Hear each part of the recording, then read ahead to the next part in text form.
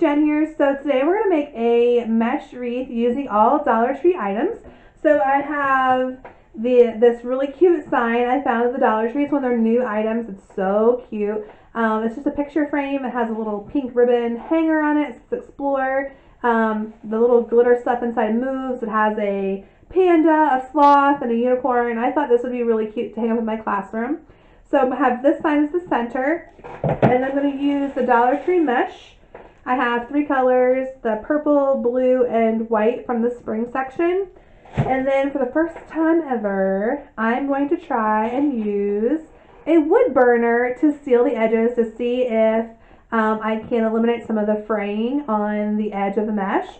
So this wood burner I actually picked up on Amazon for I think $8, and it comes with a couple different tips, including the chisel tip, which is what I'm going to try and use. The other thing I'm going to use is the Dollar Tree metal frame, and then I'm going to put some ribbon in, and the ribbon I'm going to use is just from my stash that I have from various other projects. So Dollar Tree does have ribbon right now in their spring section. I'm going to go ahead and use what I've already got. So let's get started. Okay guys, I kind of want to show you my setup that I have here. So I have my wood burner here. It's heating up currently.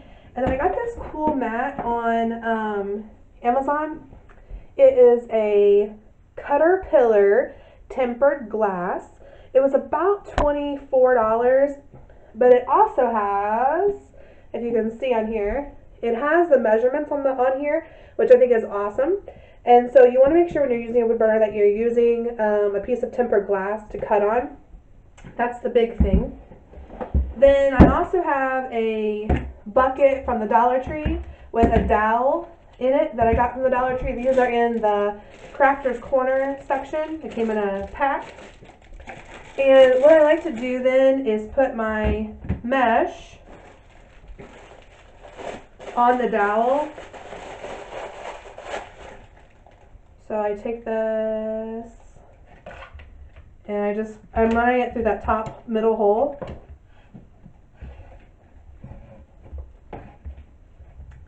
Just like that, so that when it curls, it will stay down, okay?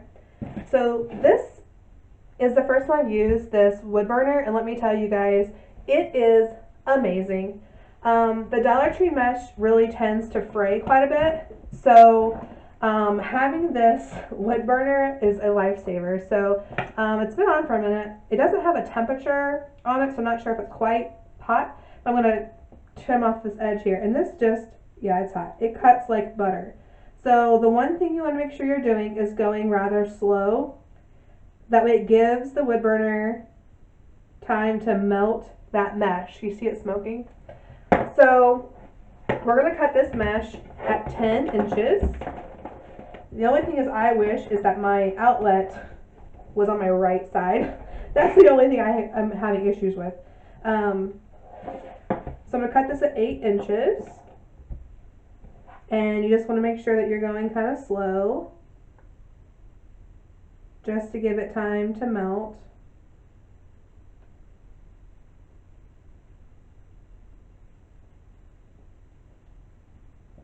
And what it does is it melts the edges so that you don't get all that fraying.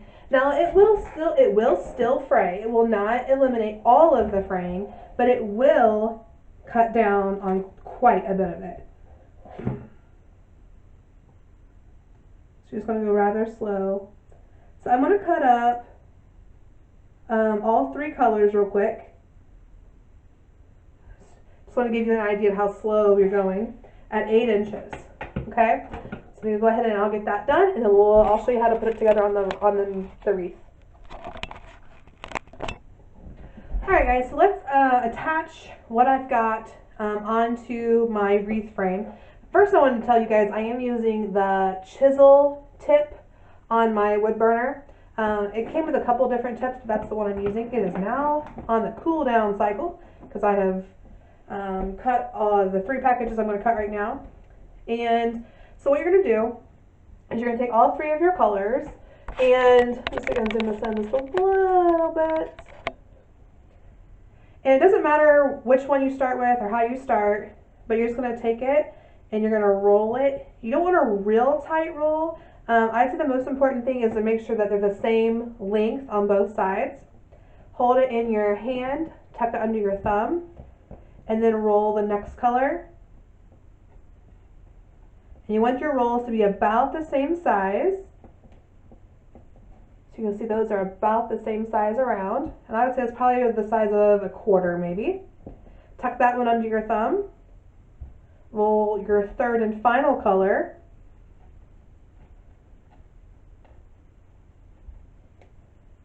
Stack it on top. You're going to take a pipe cleaner that you've cut in half. This is the pipe cleaners from the Dollar Tree. They're the tinsel ones, which I prefer over the fuzzy ones. I know some people call these chenille stems. I don't know. I grew up calling them pipe cleaners, guys. So cut one in half. You're going to cross it over your thumb. Hold it with your index finger. Take your other hand and fold it up so that they're even on top. Then on the bottom, you can see that you've got your pipe cleaner hanging out. You're going to take that with both hands, pull it down tight. Oh, not pulled it out. That's a good lesson. Just undo it, lay it back in there, fold it up. That happens because you're pulling it so tight. So pull and pinch. Pull and pinch with your thumb and your index finger. Okay? That's going to get to that real tight mesh down here. Then take your pipe cleaner and just twist it 3 or 4 times. And you're going to leave a little bit hanging out. That's what you're going to connect to your frame. So let me show you how to connect this to your frame. I've already done quite a bit here. So what you're going to do is, it doesn't matter where you start. What I like to do is kind of like a zigzag pattern. So I'll do the top 2 rings, the 2 middle rings, the bottom rings, and then go back to the middle, up to the top, back to the middle. I just do this zigzag pattern all the way around. And I'm putting 6 bundles on each section. Okay? So for this one I'm at the top, so I need to come down to the middle 2 rings. So all you're going to do is go from the underside of your frame, wrap your pipe cleaner around the 2 middle rings, pull it tight, and give it a couple twists. And that attaches it to your frame. So the next one I'm going to be ready to do is the bottom 2 rings. And you're just going to do that zigzag pattern all the way around, and about 6 per section. So then it ends up looking like this. Isn't it pretty?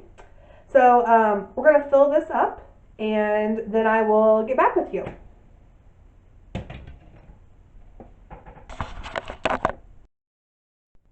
Okay guys, we are ready to add in some ribbon. So I'm going to cut my ribbon at just shy of 10 inches. This is just ribbon I had in my stash from Hobby Lobby, and we'll see. I'm not sure how much of this blue I have left, so we're going to cut it just shy of the 10 inches, so like 9 3/4. And we'll see how much blue I have here. That'll kind of determine how many I can put on my wreath. I love ribbons on wreaths. And this isn't something that you have to do. I like to do that. I think it's nice. 1, 2, 3, 4, 5. So I have 6. I'm going to stop with 6 and see how that does. Because I have 1 on my wreath already, so. Both these ribbons came from Hobby Lobby. I'm not sure if I said that. This one is like a burlap check, and the other one is a satin. Both wired ribbons. I like the wired better. I have used just plain satin ribbon and have been successful with that as well. It just doesn't, you're not able to form it. It just kind of gets, floppy. Okay, there's 3,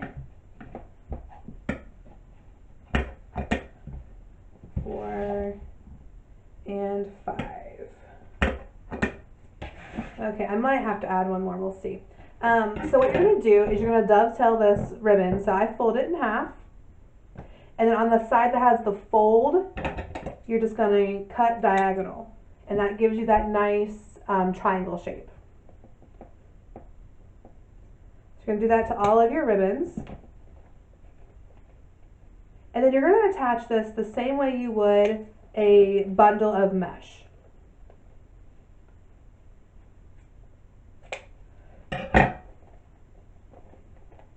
So you're just going to take these on, I like to put mine on top of each other. You don't have to do this. You could put them all in separately if you'd like. That would work fine as well.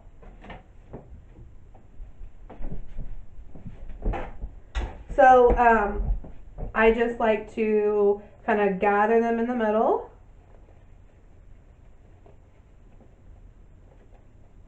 Put the pipe cleaner on it, fold it in half so I can pull it tight. And give it a twist. So I wanted to show you kind of how I've been adding this. I kind of just look around. I have one added here. So I just want to kind of maybe add one, the next one here. So I just separate the mesh. And I'm going to go into the 2 middle rings. I know it's hard to see because of all the mesh. But go into the 2 middle rings, pull it through, turn it over, and then just give it that same twist the same way you added your mesh. Then when you get back to the front, you can fluff.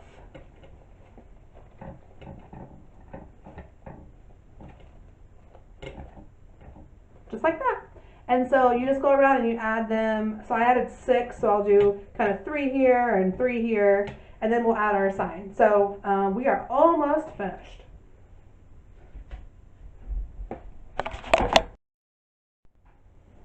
All right, we're going to finish up the wreath here. So I'm going to put my sign on. So I didn't want this ribbon to show, so I'm just going to get a piece of tape and tape it down. Now if you wanted to hang it from the ribbon, you could. I'm just not choosing to. Now the really cool thing about this piece of art here is that it's in a frame. So what I'm going to do, and you can see I've already started, is I'm going to take some pipe cleaners, and these I did match to my wreath, so I did have some purple fuzzy ones laying around. I'm going to put it in an L shape, and I want to get right on that frame, and I'm going to use my stapler, just my regular stapler. I'm going to go across the staple, and so I have this now a perfect way to attach this. So again, I'm going to take that L shape, put it right on the edge. You want to get as close to the edge as possible, but you don't want to split the frame. So, and then go right across that L. And now we have something to attach our sign with. So I have my finished wreath here, and I'm going to put this in the middle. So let me back out a little bit.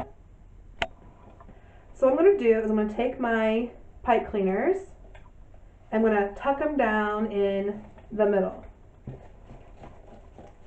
Okay, I want this right in the middle. You could put it up on the side if you wanted, but I want mine right in the middle. I'm going to turn it over, kind of hold it where I want it. And then I'm going to take those pipe cleaners. Now if you notice, I did use the full length of the pipe cleaner. And I'm going to just twist.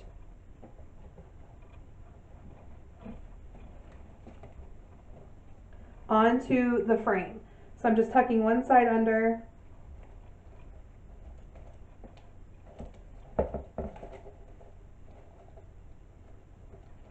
And then twisting, just like we did the mesh. So I went bottom to top, and I'm going to go side to side.